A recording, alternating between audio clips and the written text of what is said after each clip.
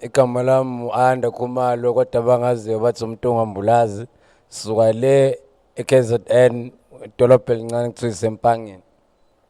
Uhlobo lomculo engilwenzayo mina ngithi i-rap yabo ngiyarapha kuphela, but there's also kasi rap there, there's also boom bap rap, there's also trap nezinto ey'ningi kodwa mina under i-rap. Kodwa ukuba nephupho lokwenza music kade ngaqala kusukela ngey'khathi ngibona oKabelo ku-TV nje, ngazo lezo y'khathi lezo.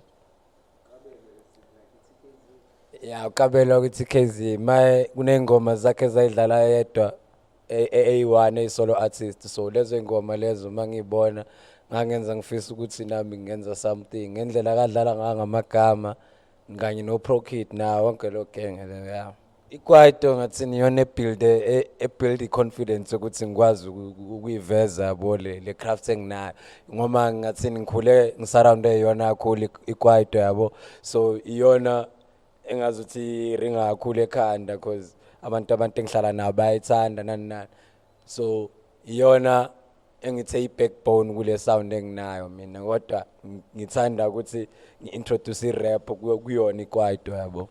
Ikwaito la eSouth Africa kubuhlungu ukuthi yabo stick kuyona kakhulu, kodwa ngiyathanda ukuthi ngithephe kuyona yonke ijourney yami yomusic. Khona amapiano, right? Amapiano ngazuthi enye ikwaito esi-elevate ngenye indlela yabo, so mozo the original kwaito sound yakudala from 2004 kuya phansi is not really there njengamanje yabo, but we can try ukuthi use the samples and everything nani kodwa it won't be the same yabo.